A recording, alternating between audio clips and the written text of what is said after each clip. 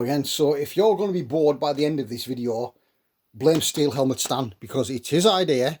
He suggested that I do a comparison between a denix mp40 versus an original mp40. Nah, I'm only joking.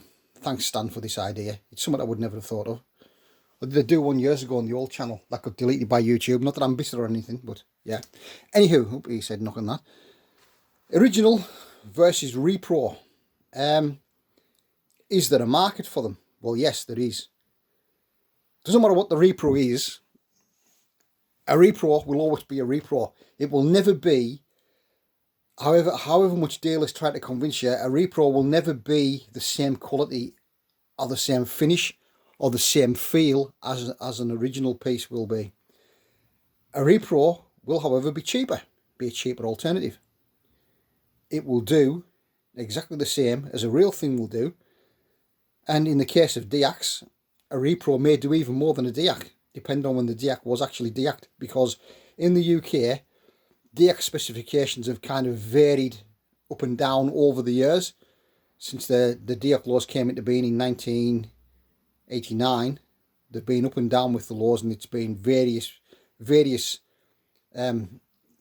legislations at various times, right up to the modern day when it's now the new EU/UK specifications. So we'll go through it.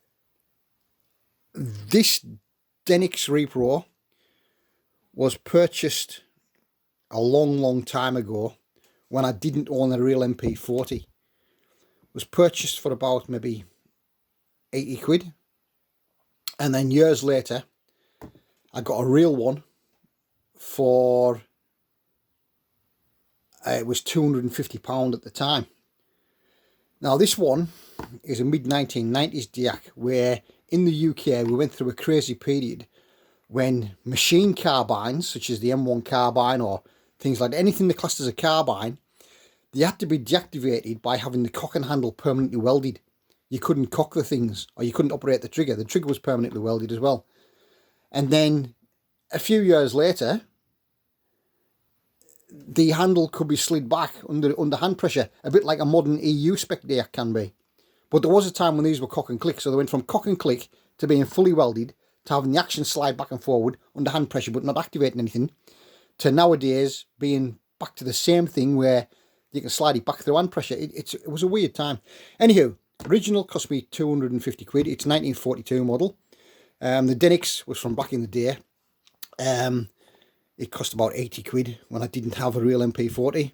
And the number of times I have fought with Clint Eastwood defeating the Germans in Where Eagles Dare with this gun when I was a kid is I can't tell you how many times I've beaten the Germans with Clint with this gun. Anyway, it has a real sling added onto it. The sling that comes with these denix mp40s are best consigned to the dustbin, because you couldn't even use them as a trouser belt. They are so bad. It kind of functions in the same way as an original, but it's not constructed in the same way. It's Mazak alloy and really kind of air-fix quality plastic imitating the Bakelite of the original piece. Now, where it apes the original features, some features have been simplified for ease of manufacture, because it's not a real firing gun. And also, these denix replicas, when the factory puts them together, they are not meant to be field stripped by an individual who purchases them. Irrespective of what you see on YouTube, these things are not meant to be taken apart. When they are put together in the factory, that's it. So the denix is lighter than the real thing. The denix is made up of mostly castings rather than the dies of the original piece. The denix one, it does what this Diac won't do, in that it actually cocks and it clicks. However, it's very tinny. This one has been well handled over the years by members of the public, and it's starting to show very bad wear and tear, like as if it's damp, but it's not damp. It really needs some gun oil put over it, because I took these to a lot of static shows and members of the public handled it, had the photograph taken with it. I'd rather take a replica than the real thing, and this is where replicas come in handy as well. The denix will not accept the real magazine. The real mp40 will not accept the denix magazine. The denix magazine is merely an empty shell. If we take the real one out, we'll see that the denix does not fit a real one at all. The real one does not fit the denix in any way at all. Okay. Now, when it comes to the bit that sticks over the side of an EFV, namely this bit here with the crooked bit on it, that's to go on the side of a SD KFZ 251 half track or a tank with a gun port, so that when you fire the gun it steadies the gun. On the real thing, it's a separate piece made of either wood or Bakelite. You see how what I'll do, for ease of handling them, I'll take the mags out so I don't get in the way. On the real thing, this is a separate piece. It's either Bakelite or wood. On the denix, it's a piece of Mazak alloy which is moulded as part of the barrel. It's not a separate piece. Also, this nut, which strips the gun down the barrel, doesn't function. The forward sling swivel is a separate piece, but for some reason all the denix ones have been put on the wrong way around. The bit that the sling goes to on the front should be on this side, so it doesn't obstruct with the action of the cocking handle. See, when it's worn against the guy's body, it obstructs the cocking handle being in function. That sling swivel should be on that side, which it's a problem on all denix mp40s. However, when the deac people take the real gun apart to deactivate it, in this case, they've also put the sling swivel on the wrong way around. It should be on that side. Also, there's various internal things done, like welding pins put in place to hold it, like there's a pin being put in there, and various other things have been done to it. On the underside of the gun, you have the stripping button. That's a pull button. It pulls out and twists so that you grasp the gun and you turn this part, and this part twists and comes off the main body of the gun. This one doesn't do it because it's welded up. On the denix one, what is a functioning button on the real one is a two-piece casting that does not function on the denix one. Also, what is Bakelite plastic of top quality on the real one is a kind of crappy thin plastic. It is said that the denix plastic fits original German, but I doubt it does. The denix one, in this instance, does have real screws holding the plastic together, just like the original German one, slotted screws. On the original, the folded stock in the folded position is a bit loose. The denix one does the same thing in the folded position. Now, in the open position, if we open it up, you push the button on that side, then you open it up and it clicks into place, and it's quite sturdy. On the denix, you push the button, which is a two-piece moulding, and you offer it down and it clicks into place, but it's a lot looser. The shoulder part on the denix freely comes into space. That's because the screws that hold this part on the denix are very, very weak and often come loose, so you need to watch that part. On the original, to get that shoulder piece down, it takes some force and you need to watch your fingers, because it actually has rivets holding it in place. There's no screws holding it in place, and it is very sturdy, whereas on the denix it's very weak. The German one, original, it's marked up as you would expect.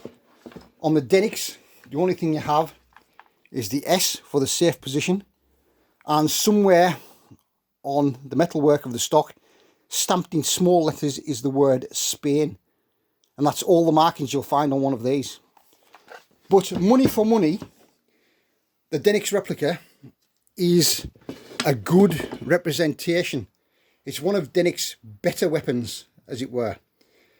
But compared to an original, It's not, and this is where I'm a bit biased. When I had this and not that, that was brilliant. And then I got one of them and went, this is even better.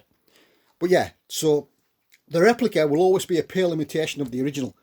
Doesn't matter what the replica is, whether it's a hat, a badge or whatever. It'll never compare favourable to the original. But the mp40 by Denix is one of the better Denix weapons. It's handy for shows where if it gets nicked, it gets nicked. You know, yeah, you're not risking a real one. Now a Denix costs about £200. An original, even all welded up, you're looking at maybe, do they retail at £2,500 now? And the ironic thing is now that the laws in the UK regarding replica weapons changed a few years ago, in that in order to own a repro, doesn't matter who it's by, in order to own a repro, a general member of the public cannot buy a reproduction unless they are a member of a film company and can prove it, unless they are a member of a reenactment society or can prove it, or they're in the television or theatre business and can prove it. Otherwise, general member of the public cannot buy it. An original one, the only restriction on an original one is you have to be over 18. So how ironic is it that they go to all the trouble of bringing in all these deactivation laws that change over the years, but it's still easier to buy a deac than it is to buy a reproduction of the same thing. So yeah, it's a weird state of affairs in the UK.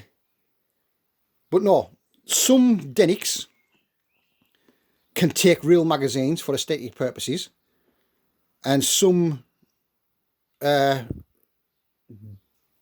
mags can be fitted to real guns for aesthetic display purposes. So some do and some don't. But yeah, at the end of the day, some Denix things are hit and miss. I mean, the Denix MG34, for example, looks like a real viable thing until you compare it to a real thing. Now, I don't have a Denix MG34 because I've no need for one, because I have a real one. I've always had a real one since 1991.